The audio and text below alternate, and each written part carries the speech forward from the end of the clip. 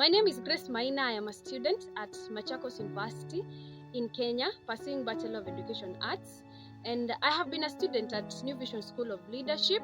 And I thank God for having such an opportunity in life, an opportunity like no other would have, and acquiring the skills of how to live other than books in the university, knowing how to live with people, how to trust in God through the Word of God, and so many other skills that have helped me in life. One of the greatest achievements that I have achieved through New Vision School of Leadership is that I have been able to author a book, and the book is entitled The Unspoken.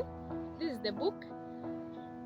I authored this book by the help of the competence of the coaches in the New Vision School of Leadership classes and courses, and I'm so happy because it's a dream come true. I never saw it coming, but through God, they held my hand and they were able to reveal and uncover the potential that I never thought I had. The Unspoken is a masterpiece memoir that I have narrated my life story and of struggle. It's of struggle for survival, having lived with a mother who was sick for more than 10 years, the mother leaving us, as a firstborn being left to take care of my siblings.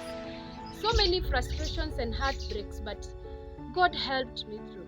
He gave me hands to hold me towards success, towards hope, towards trust in Him. As much as life had caged me into depression and hopelessness, He gave me coaches and life destiny connectors from New Vision School of Leadership who have helped me through the Word of God. They've taught me through skills, through talking to each other, what I feel, exploiting what I can do, and I thank God for that opportunity. For those who would like to write a book, I would advise them not even writing a book. Those who have potentials that they haven't uncovered, I would advise you to pray to God that He gives you a hand to hold. God will always give you a person who will lead you to the place that He has prepared for you. Do not lose hope. Start it and start it small and start it now. Do not keep on saying, I'll start, I'll do it, maybe I'll do this.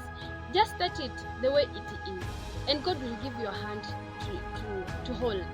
I wrote the book specifically to reveal my heart from the pain and frustrations I had gone through.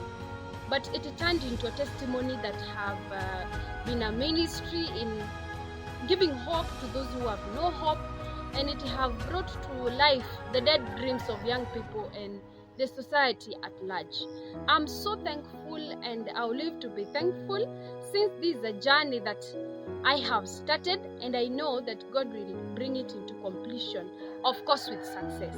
I thank you so much for having been with us, New Vision School of Leadership, having given us skills inputted to you by God, teaching us the Word of God, and now as we continue, even being the light to the world, as we go forth to serve the world, you will never be forgotten in our hearts.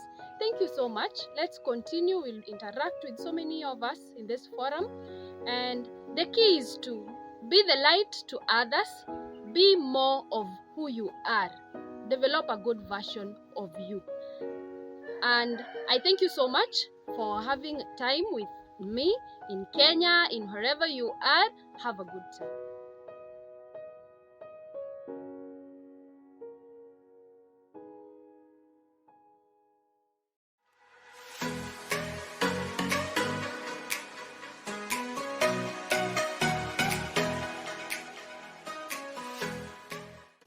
Hello, Coach Boniface Gitao here, and I'll be answering a question on career about balancing work and personal life. We live in a world that is very demanding over time, now more than ever before. You know, we have various commitments. For most of you might be in school, or some of you already working, and you already realize that work can be so demanding, and you still have your personal life, and most of you are students, and once you get married and you start your own family, life even gets more busy. So the question becomes, where do I find balance in life? How do I find that balance in life? And obviously the person asking this question is already realizing the fact that life is not one-dimensional. There's so many components. You have your work life, you have your personal life. Talk about relationships. Talk about personal development, your social life, just different things. Our life is made up of these different components. And so we have to find a balance in order for life to be enjoyable and to flow, and for us to meet the goals that we have in different areas. So there are 5 things that I want to talk about that will help you in finding balance in life. Number 1 is prioritization. What do I mean by prioritization? By prioritization, it means that you have to sit down and determine what's important to you in life. We all are different and we have different goals, or do you have different passions in life? So if you were to list down 10 things, and maybe there are more, okay, what are the top 3 things that are most important to you? Failure to recognize that, you will find yourself spending too much energy on something that is least important to you. So prioritization is key. It helps you know where to put your energy. It helps you know where to commit yourself. Being busy in life doesn't mean you're being productive, because sometimes you can meet with people who are engaged and committed to anything and everything, and they feel good about it being so busy, but that doesn't mean you're being effective. In fact, it is one way to be ineffective. You have to know what are your priorities in life. So sit down, write a list of all the things that you're committed to, and ask yourself, what brings me the most value? In other words, what is the most important thing? Because you should always put your energy, the most energy, in what brings you the most value. So that is so important. So have those priorities set, and then once you write them down, the next thing that you'll need is organization. That's number 2. Organization means, when you have those priorities set, now you set some goals, you schedule some time, because anything that is not put down on paper and pen and put on a schedule will never happen.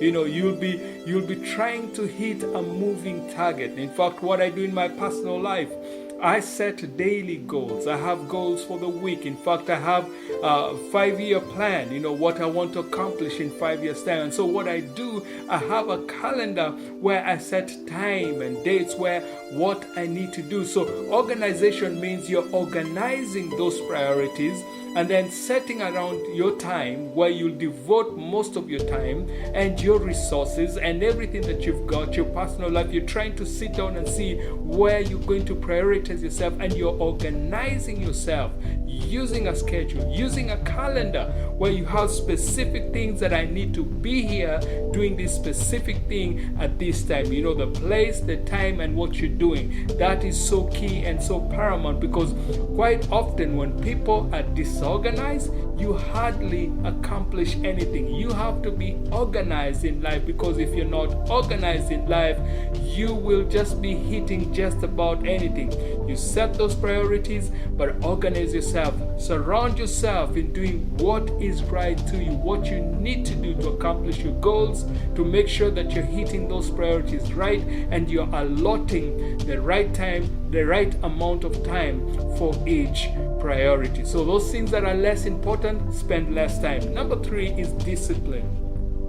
Without discipline, you cannot accomplish your goals. You need that discipline where you say that I will stay focused on what I need to do. I will not give my attention to other things, because life is always demanding. There's always things that are required of you. People are expecting you to do certain things or want you to commit to helping them fulfill their goals and agenda. All that is good and all that is great, but guess what? If that's not within your priority, you have to have the discipline enough to say, you know what, I am sorry, I cannot help you because I have other things that have in place that I need to focus on. Discipline is what gets things done. You need discipline to say, if this is the time I'm supposed to be studying, I'm going to stay here and study until I'm done, then move on to the next thing. You see, you cannot have discipline without having set a schedule in place and a calendar in place that helps you know what you're supposed to do at what time. Now, the number 4 thing is that you have to make right decisions. When you're talking about balancing, having that balance in life, so you have to decide, what do I need to do? What is the right thing for me to do? In order for you to make a right decision, you have to be fully informed. You have to look at the future and see, what are the consequences of what I do? What are the benefits?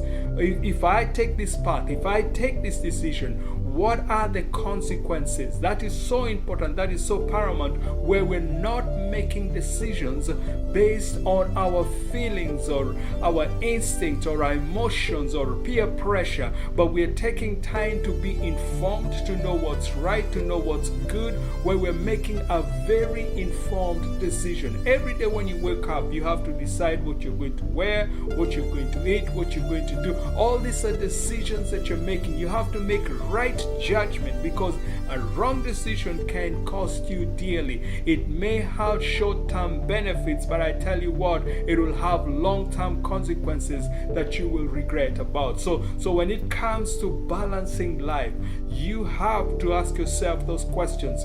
What will be the benefit of making this decision? So take your time. Sometimes you have to simply just step back, look at your options, consult, find out from other people who've been there, done that, who can give you wise and godly decisions, that you may make the right decisions in life. Because every day, whether it's at the workplace, whether it's about relationship and family, whatever it is, even your social life, your finances, every sphere of your life, you have to make decisions, and these decisions are going to determine your future. And then last but not least, I want to talk about you need rest. When it comes to balancing in life, remember, there's so many things that you can do. There's so many things that are demanding of your time, but you have to sit down and relax. God created 7 days, and the Bible says on the 7th day he rested. You need to rest to rejuvenate. You need to rest to reflect back and see, am I where I'm supposed to be? In fact, it's like a personal retreat that you have to reevaluate your goals, to see where you're at, to see,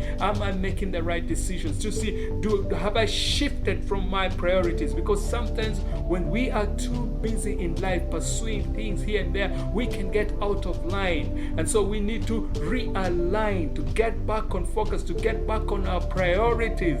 That is so key, because when you rest, when you relax, your mind is able to think through and see things for what they are. But when you're too busy, your mind can easily be distracted.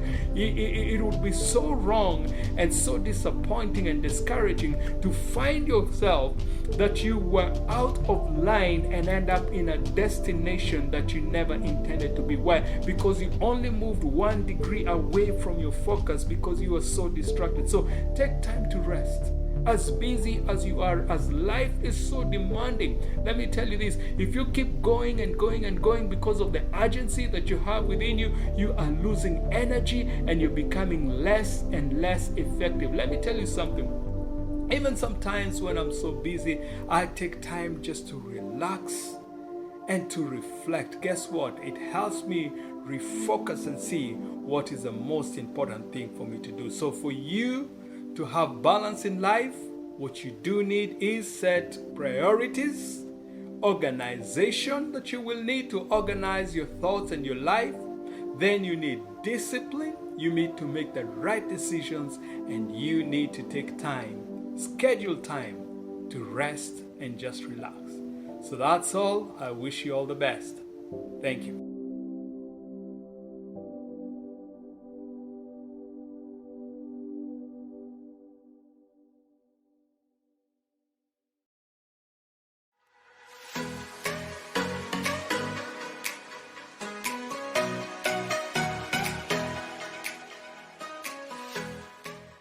Hello, my name is Mercy Faith.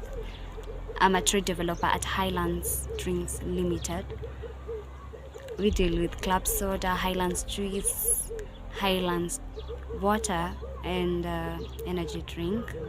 I'm also an entrepreneur. What motivated me to start a business is the realization that I have to be intentional in all I do. And most of all, the fact that I don't have to have the whole plan to take a step. Therefore, I thought of the times that we are living in and how people have lost their jobs. And so it's right that it's good to have something that you can rely on when you feel like you need to resign from a job, or when the unfortunate happens. The kind of business that I do right now is gas refill, or rather gas cylinder sales. The challenges that I've faced so far, there are several, but let me mention but a few. One is when I wanted to start the business, I got discouraged from people who I'll call my friends or mentors, or people who I'll say confidence. Yeah, I'll call confidence.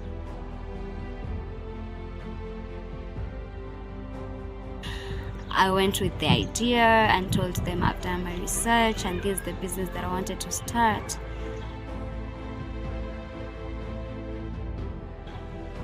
But the response was not that appealing. But on the other hand, by the fact that I knew what I wanted, I took their response and did deeper research. That gave me motivation to do the business. Instead of taking it as a negativity, I just motivated myself through their questioning or their discouraging words. And also, after I started the business, it was not an easy thing to find a distributor of gas cylinder. It took me a while.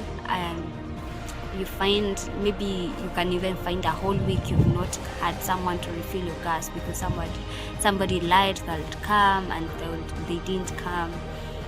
But in the process, I kept asking, I kept researching, and I found a reliable person who's now refilling the gases. Also, the challenge that I encounter right now is the frequency of visiting the business.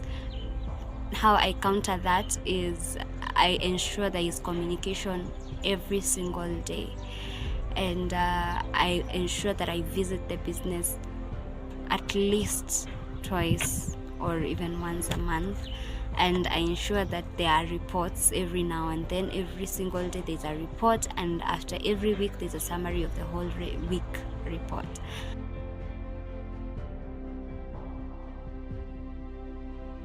VSL has been such a great motivation. Through this program, I have learned to be intentional in all I do. I have learned to be intentional with my life. I have learned to love me. I have learned to ask questions and not be embarrassed. I have learned to ask. Right now I can ask. It doesn't matter how you take it, I will ask. I'll rather ask and get an answer that will make me think more. I've learned to knock on doors. I've learned to calculate my risks. The bottom line is I'll rather not start something just because I am desperate to start it, but I'll rather start it because I have seen the negative side of it and I have seen the positive side of it. That is called calculating my risk. I've also learned to be a good team leader, and that is taking responsibility of my actions. And also I've learned to motivate my team and to share my vision. Yes. What I'll say, I'll tell to those who want to start a business is that go for it. But before you start it, calculate your moves, calculate your risk, ask questions, go to the people who have done what you want to do, ask them questions, and start where you are. You don't have to know everything for you to start. Blessings.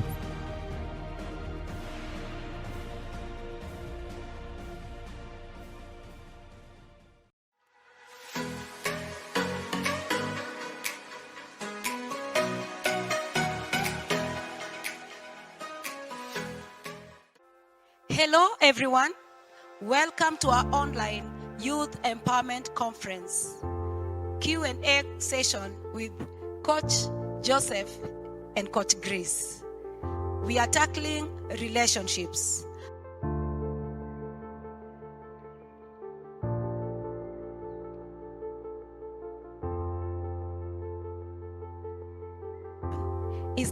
any age limit in choosing a partner in the aspect of a young lady dating a sponsor or sugar daddy and younger men dating older women? Coach Joseph will start. In this third question, there are two questions in one. And I want to tackle the part A, then Coach Grace will tackle the part B. And the part A is where it relates, or it's asking about age limit in choosing a partner. And I think the answer is yes and no. Let me start first by saying that the issue of age in marriage is not a theological issue, it's more of cultural. And so when we are talking about cultural, different cultures look at things from their tradition and practice, but it does not mean that cultures, tradition and practices, they are perfect. They are prejudicial in nature. But when we talk of age, it is not wrong to court or to marry somebody who is older than you, but we must look at the age bracket and the age limit. When we talk about the age bracket or the age limit, and this I mean either side of the gender, the lady could be older than the man or vice versa, but we have to ask something. Will that age, number one, affect compatibility in terms of exhibiting and displaying maturity? Number two, will that age issue kill confidence, whereby even when you are going together, outwardly it can be seen that you are not even compatible age-wise? And for the issue more so of the man, when the man is going for an older lady, the question is this: are you mature enough to the level you can lead this lady, you can provide for her? Because naturally and biologically wise, women tend to grow faster than men. And also within that age gap, are you confident? And also that age, is it an age whereby the two of you can be able to see your children? Because at times, if you're a young person who wants children in marriage and you're going for a lady who has reached menopause, then again, there's another crisis in it. In conclusion, either of the gender or the spouses can be older, but the age gap shouldn't be so pronounced that it's also affecting other social, intellectual, and even biological matters that are needed in a relationship and in marriage. Thank you, Coach Joseph. And to continue with the second part about sponsors, sugar daddy, older women. And I want us to go to the book of Proverbs, chapter 5, from verse 1 to 14. It will answer so many of these questions. My son, pay attention to my wisdom. Lend your ear to my understanding, that you may preserve discretion and your lips may keep knowledge. For the lips of an immoral woman drips honey, and her mouth is smoother than oil. But in the end, she is bitter as wormwood, sharp as a two-edged sword. Her feet go down to death. Her steps lay hold of hell. Lest you ponder her path of life, her ways are unstable, you do not know them. Therefore hear me now, my children, and do not depart from the words of my mouth. Remove your way far from her, and do not go near the door of her house, lest you give your honor to others, and your ears to the cruel ones, lest aliens be filled with your wealth, and your labors go to the house of a foreigner. And you mourn at last when your flesh and your body are consumed, and say, how I have hated instruction, and my heart despised correction. I have not obeyed the voice of my teachers, nor inclined my ear to those who instructed me. I was on the verge of total ruin in the midst of the assembly and congregation. To summarize it, this Proverbs puts it this way: when you choose to go the way of sugar daddy or older women or sponsors, Sugar mummies. it seems that it is sweet, but it has a bitter end. It could be sweet because your financial needs are being met. But in Proverbs, it says that it has a bitter end. It leads to death. And also in Proverbs, it's telling us it deprives you of honor. It deprives you of honor. And it eats up your flesh. You are wasted. It may seem good, but it will waste your flesh. When he says it leads to death, it could lead to death in many ways. Probably this person has a spouse somewhere. Can you imagine what would happen if you come in contact with their spouse? That way is not right. It may seem a cheap way for getting your financial needs met. It may seem a cheap way of life, but the end is destruction. I'd say, as in Proverbs, keep off her house. Keep off his house, because the end is bitter and not sweet. To add into that also, a sugar mommy or a sugar daddy cannot be your husband or cannot be your wife, so they are wasting your time. And they are wasting your time when you are in your peak. And because of that, you might end up wasting very precious time when you needed to have married or gotten married to somebody that you are compatible with, or somebody of your age set or your age bracket. The Bible says in the book of Proverbs chapter 5 that enjoy, it talks to men, enjoy the wife of your youth, and also in the same manner you should enjoy the husband of your youth. So when a young man is going on with an older woman who is the age of your mom, even just looking at her or seeing her nakedness is anathema. It is culturally, socially, and even spiritually wrong, and vice versa. Number two, this person you are going with who is older, it is not because of love. He or she knows you are with them because of what you can get. And because they are sponsoring your life, they also make you to become unproductive. You are not using your imagination, your gifts and talent and creativity to get for yourself resources for your life. You are relying on somebody else who has already made it, and they know that. So tomorrow when they get tired of you and they need somebody else, they dump you, and so you end up being wasted. So avoid it. Do not waste your youth with older men or older women. I believe this session has been fruitful and helpful to many of us. Thank you for your time. God bless you.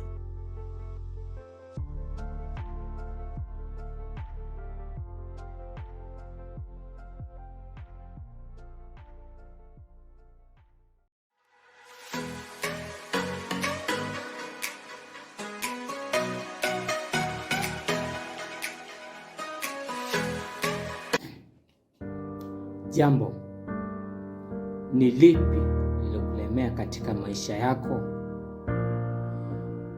Nani amekuambia wewe ni duni, wewe uwezi, Yupo aliyekuita duni? Akiwa yupo aliyekuanzia hivyo au kukudhania duni, ufai au hauna dhamani, jiulize wewe binafsi na ujipe nafasi ya kujichambua kama upo jinsi alivyokudhania. Mawazo ya kulemewa ni uzembe tupu. Dhana ya kulaaniwa ni ubatili mtupu. Nani amekulaani? Nini kilichokulemea maishani?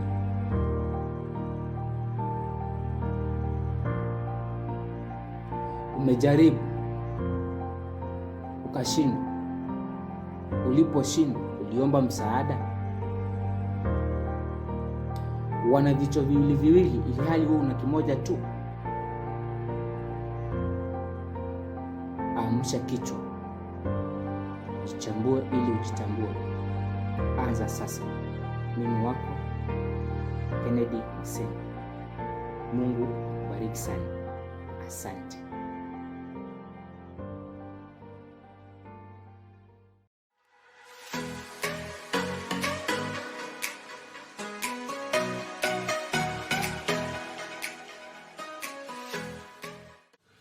Greetings to each of you. Again, this is your coach and chaplain, Tony. I'm so glad to bring to you our next session to answer the questions about depression and mental health. Depression and mental health. We want to talk about that a little bit. And when we think about depression can be clinically defined. It is a clinical thing that we look at that has a diagnosis to it. So there will be someone who is able to evaluate you with a medical license and to let you know that this is a clinical issue. And with that being said, I know that there is some thoughts about that. I'll talk about that a little bit later. But depression is more than being just sad. There are normal things in life to be sad about. The death of a loved one, or a mistake that one made, or a failure that one made. Those things are common in life to all of us. We all will experience those things. But how we cope with those outcomes will determine if we are depressed or not. And so, but you ask the question, how can I tell when I am depressed? And that is a good question. A lot of times when a person is depressed, it moves from more than just a day or two.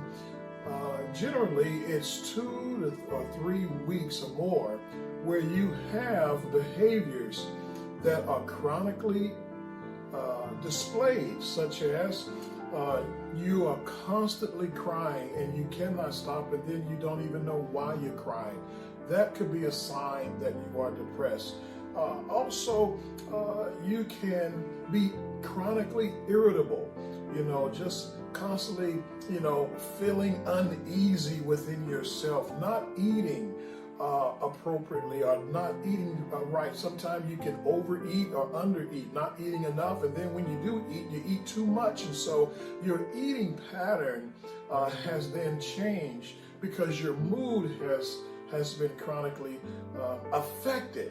And then we look at, again, as I said, not sleeping. And then you have not being engaged in the things that gave you joy or gave you pleasure. Those things no longer give you any pleasure anymore. That could be a sign that you are depressed. Starting to make poor decisions, brain fog, not being able to think and reason well. Because why? If you're not eating, you're not getting the right nutrients in you on a chronic level.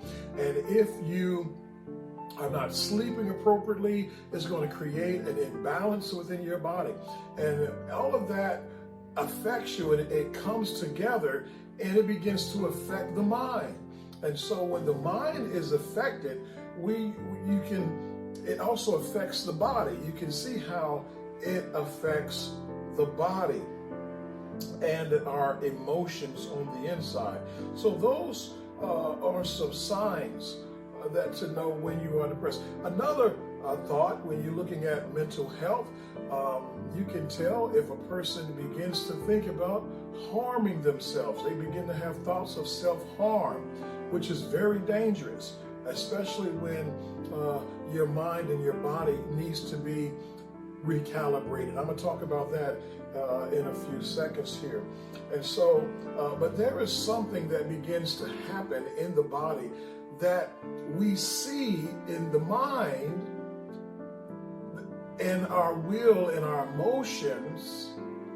They begin to become unbalanced chemically. And so a person who is depressed, their hormones are chemically imbalanced in their body. And so what happens is the brain needs to be able to protect the body and to protect us so that our emotions can be in alignment, can be in balance. And so what happens is oftentimes we need to recalibrate.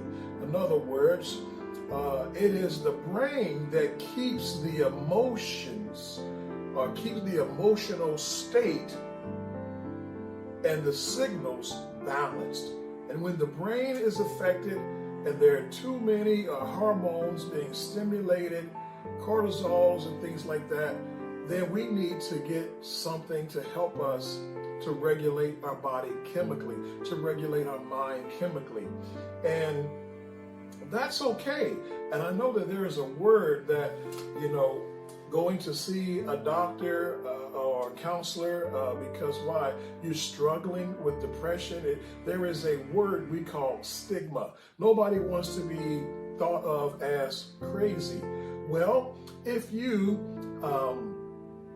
cut yourself, you're going to seek treatment for it. You may even cleanse that wound out and put a Band-Aid over it.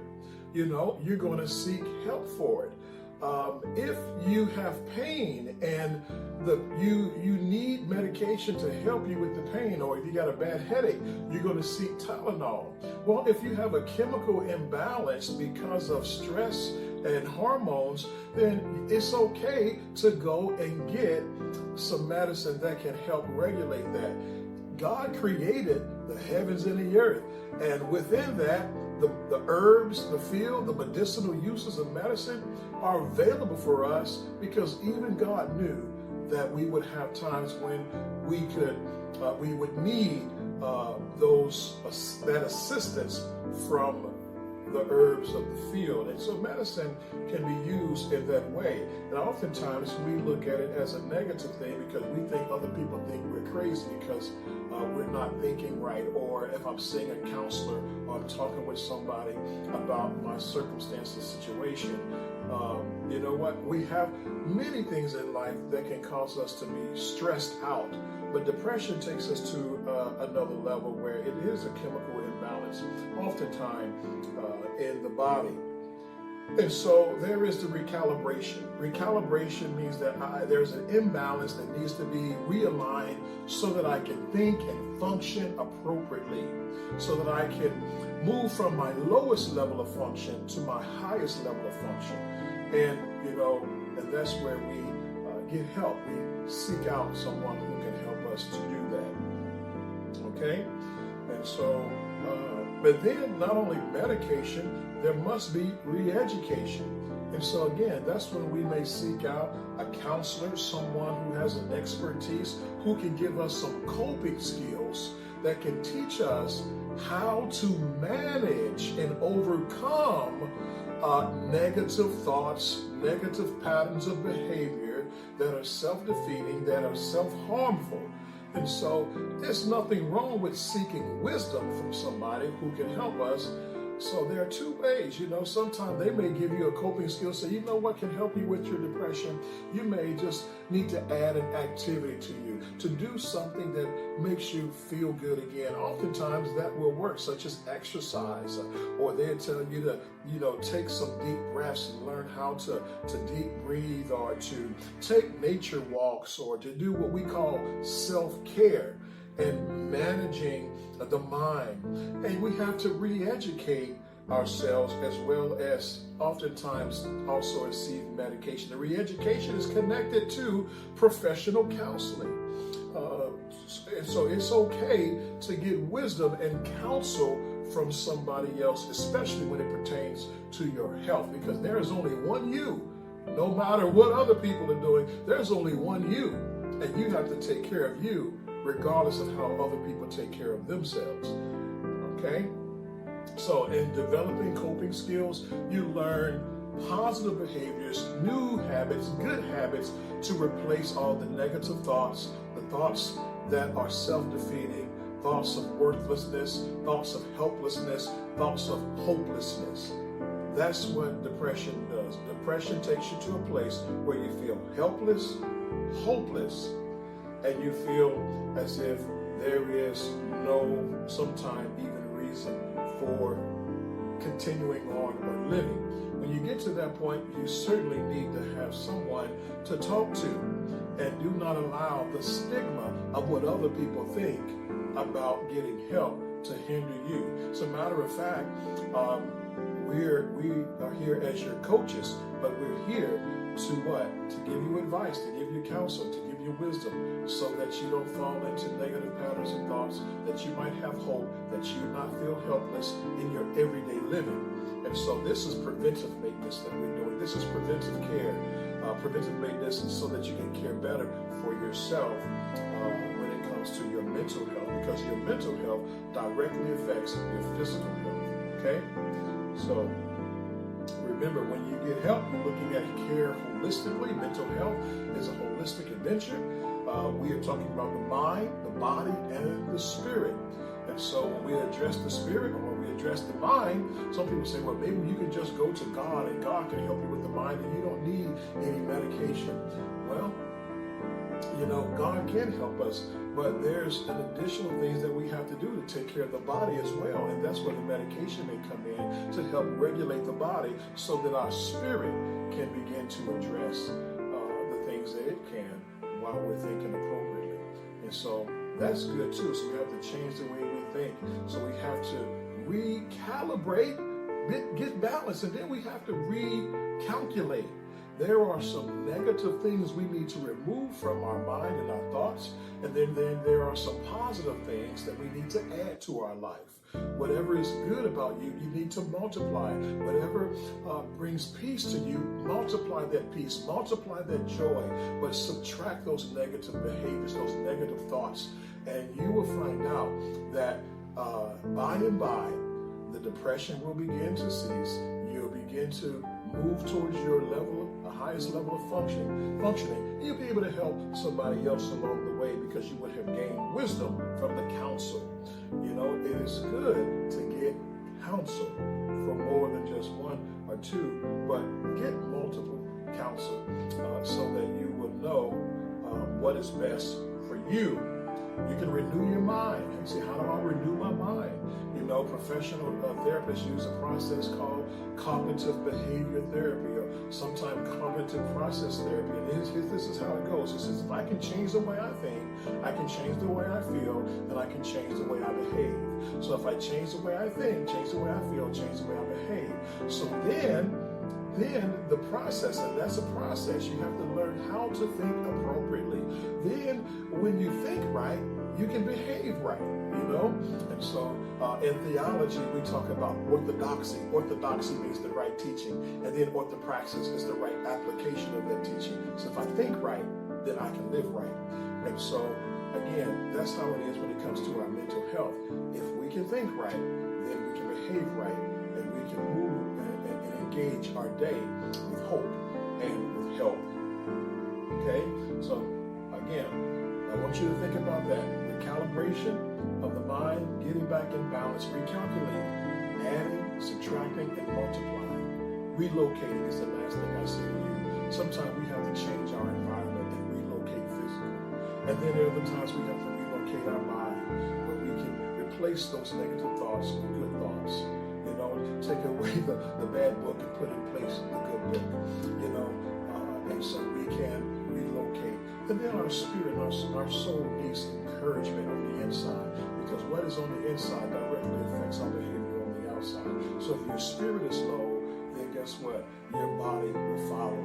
And if your spirit is inactive, so your body will be too. So we want to recalibrate, recalculate, and relocate so that we can function well and take care of our mental health. So take care of yourself, take care of your mind, take care of your body, take care of your spirit, and it will take care of you. This is your coach, Tony. Thank you so much for being with us this evening.